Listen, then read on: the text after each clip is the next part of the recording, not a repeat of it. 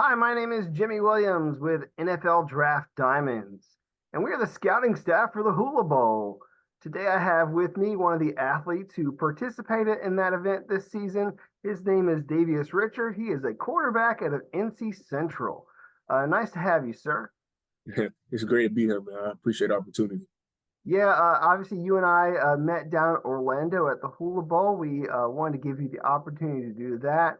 You were able to participate in that, the HBCU Legacy Bowl. A lot of things going on for you right now, but want to give, I guess, the fans and scouts some insight as who you are. So, why don't you take us back to the very beginning? Tell us where you're from, and we'll go from there.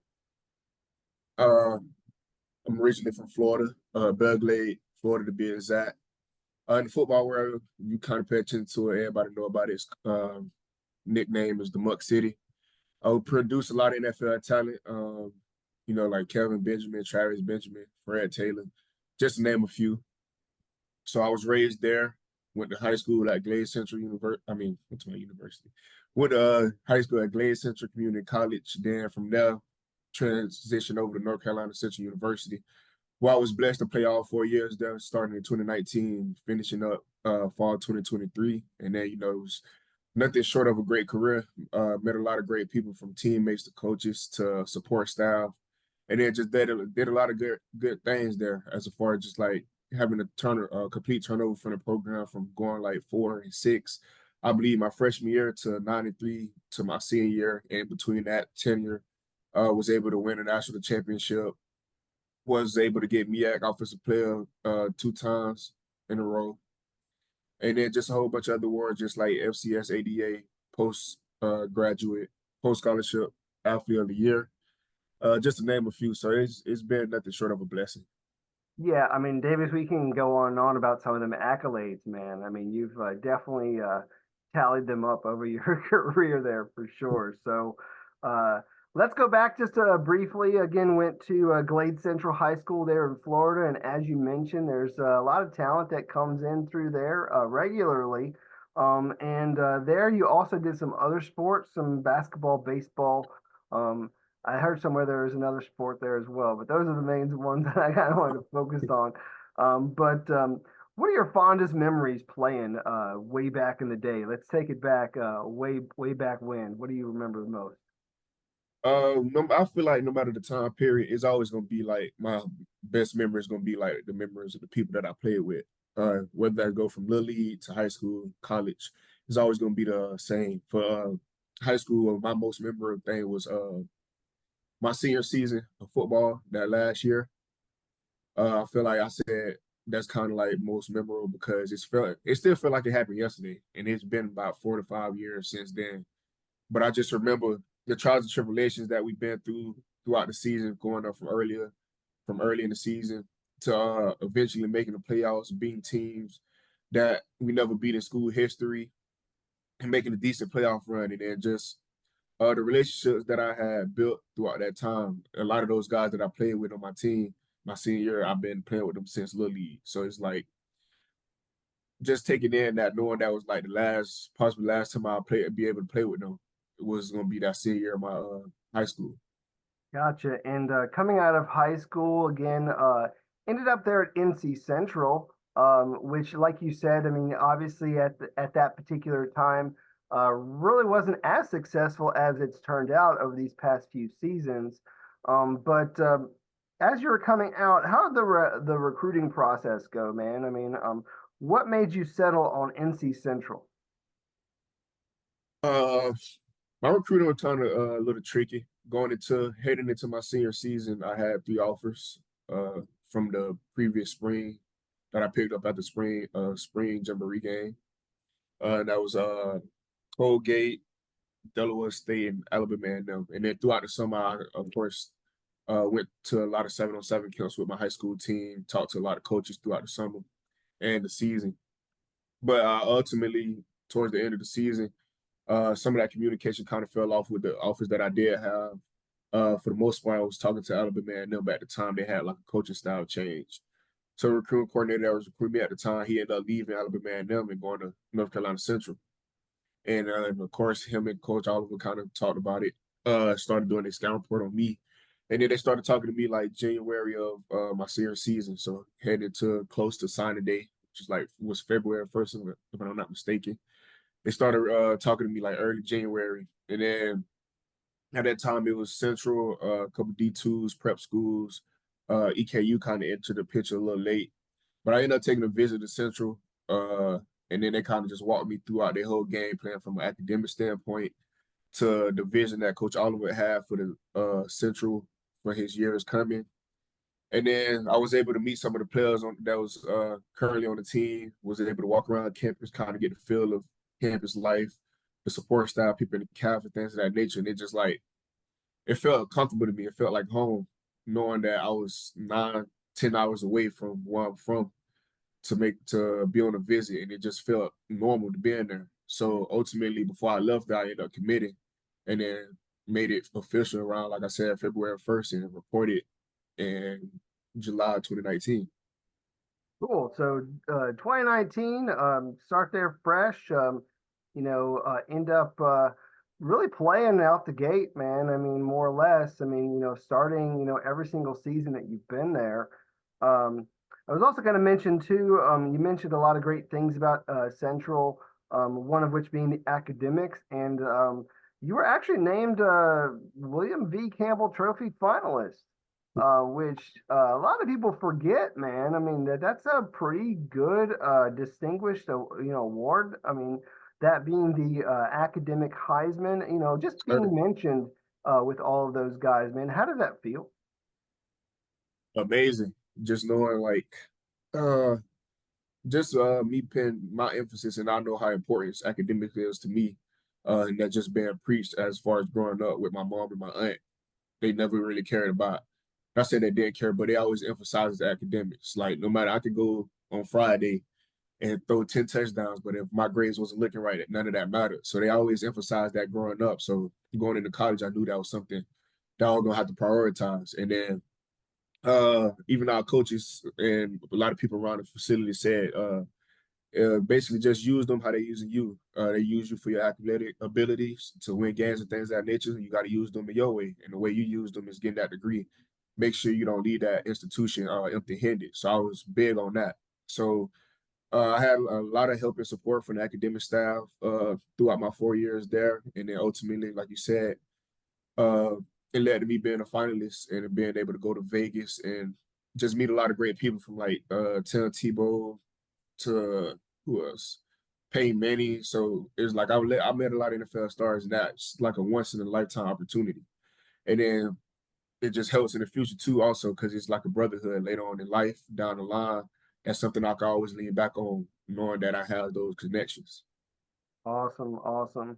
Let's shift gears a little bit, man. Let's talk some football. So, obviously, the leader there for your offense. How would you describe that offense for people that maybe aren't as familiar with it? Give me some of the chess pieces that you're working with out there regularly. Scheme wise, first of all, I like to say we versatile, more of a spread offense, but we never try to be too heavy on the run, too heavy on the pass. We kind of just like feel whatever we feel like the strength of our offense going to that or the weakness of that defense, we kind of try to lean on that and exploit things that we can. And then it just made it a lot easier knowing the kind of guys that we had on offense. Excluding myself. From running back standpoint, we had Latrell Collier, Jamari. Those are like a two-headed dragon. You can use basically the same two type of people, but have a totally different aspect to their game. But one thing Mook can do, Jamar can do. Some Jamar can do, Mook can do, but it's at the same time just so versatile. They're just going to the receiving standpoints from having receivers like Devin Smith, Joaquin Davis, Q McCall, Twan Flip, who else? Some of the young guys, Markel Quick. So it's like we was never too like light sided on the receiver standpoints there, even from our tight ends. Doom splashing into the receiving game and blocking game. Like sorry, we have Matt Brown, who else? Luke Bracey, big body tight end, who's kind of that up top, throw it up and I come down with it. So it's like we always had options from skill position wise. Then it just made it a lot easier knowing the kind of dudes that we had in the trenches, right? As far as blocking for me, for Torselli Simpkins, my center, uh, one of the best HBCU linemen. Well, now he's at South Carolina, but at the time was one of the best HBCU linemen in the country. To Daquan Thomas related to the same category to young bucks such as AC, Seven, Teron. So I mean, we did lose a couple from the 2022 season, but we had a lot of young guys step into that role and didn't really miss a beat. Yeah, I mean, you just kind of rattled off like the whole dang offense, man, and that's Yeah, cool. That's it's cool. That's kind of what I wanted to hear. I mean, obviously, a lot of pieces there that you guys have been able to work with. It seemed as if, though, at least when I watched you, obviously you did have some great running backs to give the ball to, but dude, you run the ball pretty, a lot yourself. You know what I mean? uh, So like, over 600 yards this year alone. Over 2,000 in your career, which I think is crazy. yes. But dude, there were times when I felt like they were running it too dang much. I'll be Mhm. honest. But like, you're able to do a whole lot of things. I mean, obviously you can run the ball very well, but I've also seen you chuck it, and make some great plays downfield. Um, Talk to me a little bit about what do you feel separates you as a prospect versus maybe perhaps some of these other quarterbacks in this draft class? Just like what you just talked about right then and there, as far as my physical standpoints. I did run the ball a lot, but it was nothing that I didn't ask for. I wanted to win so badly, so whatever we could do to win, I was up for it. And if that was me running the ball, so be it. If it was me throwing the ball, so be it. But I feel like I bring both of those aspects to my game, as far as being a true dual threat, being able to make things happen from the pocket, going through my reads, or if the pocket breaks down, kind of escaping the pocket, make things happen, or even like I said, running 4 or 5 yards to get a first down when need be. I feel like that's a big aspect to my game, but not even is not really the main thing. It doesn't make me the complete package that I know that I am. What's adds on to that is more my mental aspect of the game. Me and my office coordinator Matt Leone do a great job throughout the week as far as game planning. We go into the game. He knows players that I like, players that I feel comfortable with, players that I don't feel comfortable with. So when those tough times and games come up, he know what to call, and that just comes from a week of preparation. As far as going into the game, him making sure that I know everything that needs to be known as far as third down situation, what they like to do on third and short, third and medium, third and long, knowing what kind of coverage they like to do, what kind of blitzes they like to do, so I can have a pre-snap plan as far as confirming like what I see with my eyes, change protection if I need be, if they blitzing or they like to send a certain blitz on third and short. And then that just goes on to the red zone, knowing what they like to do in the green zone, the red zone, in that in between. So I feel like knowing things as far as that and my mental capability of knowing what the defense like to do, it's kind of hard to catch the offense in a bad situation because anytime we come out, if we come out with a bad play, a play that we don't like versus certain looks, me knowing what the defense like to do, I have the ability to change it and get us into the right thing. So I feel like those kind of the two things that kind of sets me apart. And then just me being just like I said, a team player, being the toughest as far as from physical and mental play on the field each and every time I step on the field. Yeah, So dude. it's I just mean, like I know I know you're tough. I know you've played hurt too, which is crazy. But I mean, hey, you got to go out there and do what you need to do to win some games. So, um, just kind of want to talk about maybe perhaps some of your favorite plays.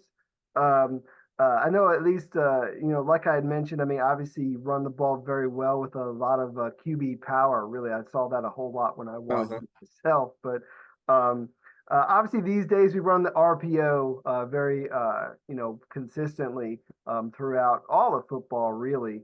Um, Walk me through what goes on in your brain as to how to really execute the RPO as effectively as possible.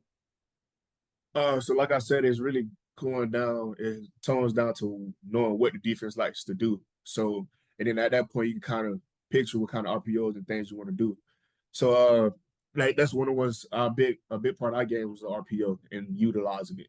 And the way we'll do it, we'll have like both side RPO, not just like a single receiver RPO. We'll also have RPO to the other side just to make us a little bit more versatile. So, like I said, if we coming into a game, we know that boundary safety likes to run fit a lot, and the boundary corner likes to play off.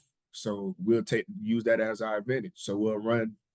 like inside zone into the boundary or duo to the boundary or something of that nature to get the odds of that safety, that boundary safety. So once he kind of comes down and run commit, we hit him with a glance right behind his head, knowing that that corner like to play off.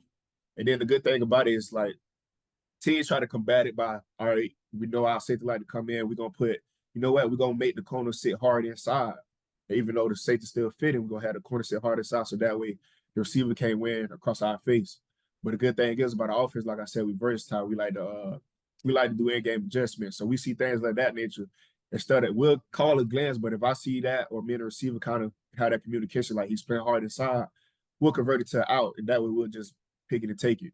Or just like at the same thing, like I said, maybe they don't like to fit that. Maybe they don't like to fit that boundary safety that much. They like to fit the field nickel. All right, so we still have a glance to the boundary side to the field. We just gonna have just a 4 step out just to get that nickel. So that nickel start to buzz in, try to run commit. All right, pop out, get your eyes on the corner. We'll hit that 4 step out to that MOR. So it's just like knowing what the defense like to do, and then picking your RPOs based on that. It kind of just helps us ensure like that part of our game is gonna be lethal. Yeah, I mean, and you guys run it very effectively, there at NC Central. So, I do kind of want to walk us back a little bit because really one of my favorite memories of you is the Celebration Bowl a couple seasons ago. And bro, walk me through that. I mean, obviously, you're up against Coach Prime Uh-huh. and his team. A lot of hype on that end that you have to combat, man. You guys are coming in underdogs, really, Yeah, and no are doubt. able to pull one out, man. Talk me through some of that game. All right, so just lead up into the game. We already knew it was gonna be a tough game as far as them coming into the game undefeated, uh, then beating teams that we played that we may have lost to. If I'm not mistaken, we played Campbell that year, lost to them, but they played Campbell and won. So it's like things of that nature just leading to the game. We know it's not gonna come in there and just lay down. It's gonna be a game that's gonna continue to the clock hit 0-0-0. But like you said, all the media outlets, score predictors and things of that nature coming out predicting scores, and a lot of the favor was going to Jackson State, just by which was well deserved. They had a great season up until that point. Head coach Coach Prime had an amazing quarterback, defense stellar. So it was like they deserve all that praise, but at the same time, we didn't make it for no reason. Like we made it for a reason. We've been through the trials and tribulations, and that was kind of one thing that we kind of prided ourselves going into that game is knowing that we've been battle tested. We done lost a couple games. We done been through them tight games. We done been through games that we were down. We had to come back up. Compared to them, they was kind of more the front runners there all season throughout the whole season. Every time they played, they was in the front. So they never really had that kind of that challenge that we had. So we kind of took that mindset and just ran with it. So we just put our head down, don't focus on what the media said, and then just work. And then just like I said, lead up into the game, we don't all the score this just kind of add fire to the fuel.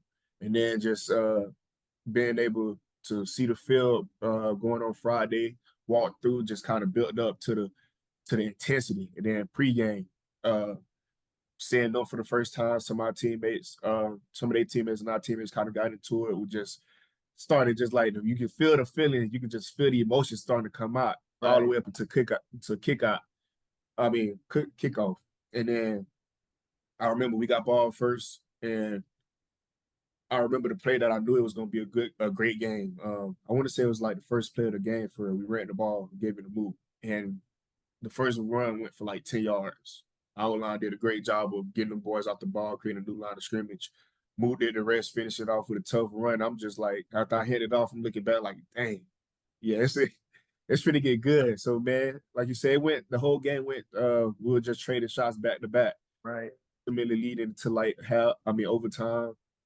And we just knew at that point it was like whoever made the fewest mistakes was going to win. And then we just prided ourselves and make sure that when we was going to be the ones making the fewest mistakes. So then, I mean, ultimately, as you can see, we came out on top. So it was just like it was the perfect Cinderella story, basically. Yeah, I mean, honestly, man, watching that game, I'll be dead serious. Like I'm sitting there watching that game, and like I want to say shortly thereafter, I call up Damon, and I'm like, I'm gonna want this guy at the Hula Bowl next year. I know this guy's a local kid. You know, he grew up in Florida. Hopefully, we could sell some tickets. You never know. But I Uh-huh. mean, hey, let's bring this guy in because I mean, he's got a lot of tools to work with. I mean, the people that I've talked to about you, I mean, there's a lot about you that really helps, man. Like the grittiness of like getting things done when the pressure is on. Like you're this big underdog against this big giant who's really been killing it the whole season. And I feel like that's when you shine the most, man, when you're under the spotlight. So, um, cool. So, uh, let's talk some more about that, man. You finish up there at NC Central, and like I said, I mean, we wanted you at the Hula Bowl really out the get, man. Like I had you on our board, and I was just waiting. I was just I was just waiting until I was able to obviously for us to make that call. So you get a call from us, man. What's going on in your brain?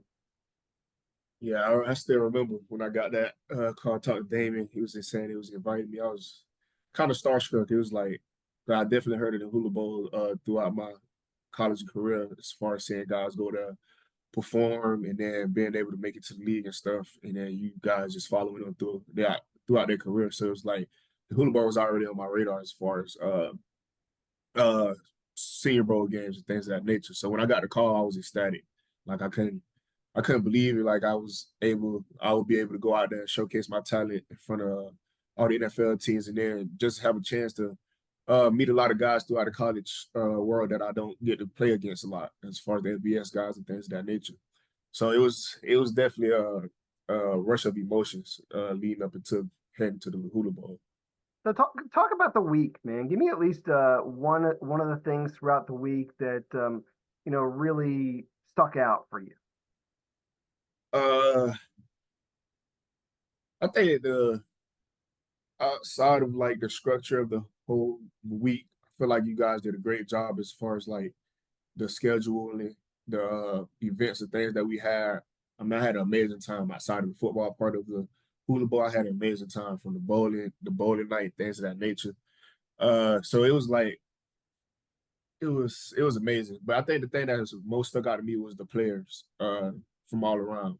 Uh, because there's a big difference between FBS and the FCS guys, but going to the Hula Bowl, be able to practice with those guys, talk to them, converse with them, it was like at the end of the day, we all ball players. We all think alike. We all do the same things as far as offensive wise. Just call it a little bit different, or maybe this team runs under center, this team runs shotgun. Maybe this team is pass heavy, maybe this team is run heavy. But it just realized to kind of just say, man, at the end of the day, uh, it all is all football at the end of the day. So it was like having that realization and just being able to talk to those guys and make some friends, some great friends there that I still keep in contact with to this day. It was just like I think that's kind of the biggest takeaway from me, other than like the football part. Yeah, I mean, a lot going on. I mean, of course, practices, interviews, all this other stuff. And from the people that I've talked to, felt like you had a solid week. And then obviously after our event, eventually also ended up doing the HBCU Legacy Bowl and Combine, which, dude, you ran pretty well at that Combine. A lot of people had you in the 4.5s, man. Like this guy is trucking down the field. Like he is athletic as hell, man. Did you get yourself right with like some training there before that, or what? Oh yeah, most definitely. Now, up leading up until like soon I left the Hula Bowl, I went back to Durham, who I was staying at my apartment that Saturday night, and then Sunday I was on the road heading to Nashville, Tennessee. I was training. Well, I would eventually train the next couple of weeks leading up to the Legacy Bowl at X3 in Nashville, and then also with quarterback coach Thomas Morris of QB Country. So it was like those weeks leading up to the Legacy Bowl, we did a lot of things as far as uh, 40 concentration, as far as like things working on my speed, my build up, my start, things of that nature. From jumping aspects, the whole pro day, whatever events you think about pro day is like what we did leading up into that. So we had a great game plan as far as like how to build those things that I need to work on, uh, personalize my workouts as far as to make sure they tailor towards the most important things or the key aspects of what I need to work on. So heading to the HBCU combine, I was pretty confident as far as like not worrying about like my time and things of that nature. It was just really just like, all right, I did all the hard work, and I just time to go out there and get paid, time to go out there and have fun, which ultimately that's what I did. I went so when I got up to the line, whether it's for the 40, the broad jump, or the vert, I took a deep breath and just said YOLO. I mean, I done did all the hard work already. So at this point, it's just about having fun. And man, at the end of the day, I feel like I had a great showcasing from that day, from the combine lead up into the Legacy Bowl. And Davius, obviously, we watched the Legacy Bowl doing well, and then something happens that kind of made us all hold our breath. And I guess the big question right now is how you doing? Are you healthy? What's going on? I'm assuming you're probably not going to be participating at your pro day fully, but where are you at these days? I think the most important thing to say, I'm good physically, mentally, spiritually. I've been in a good headspace from from when that event happened to now.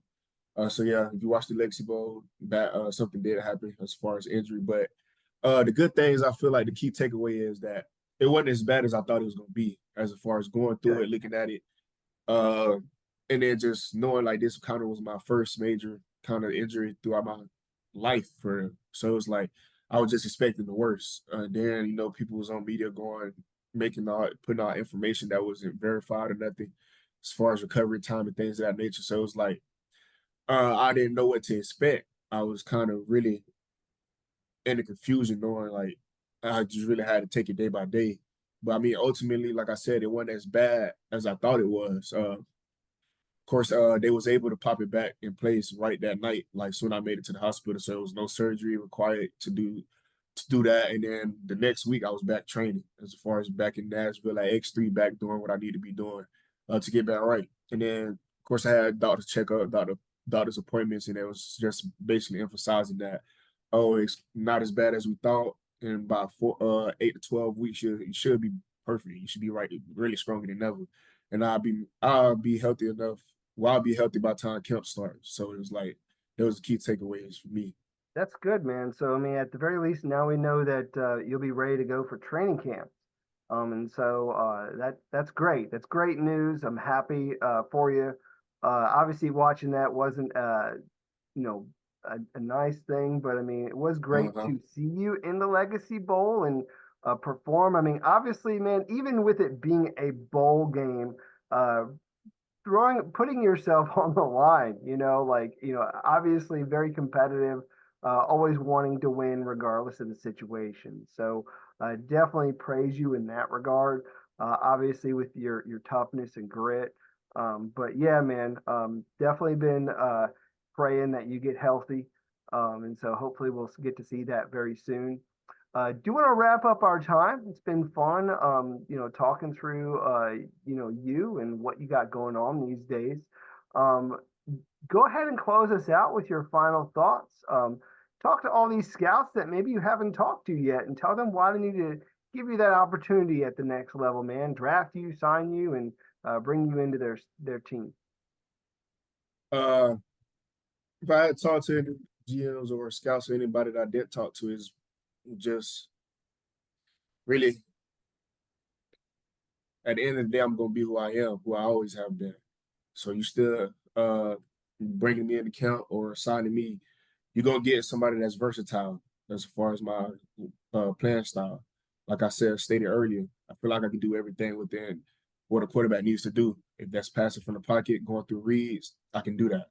Uh, Miking protections, redirection, things of that nature, getting us in the right play, I can do that.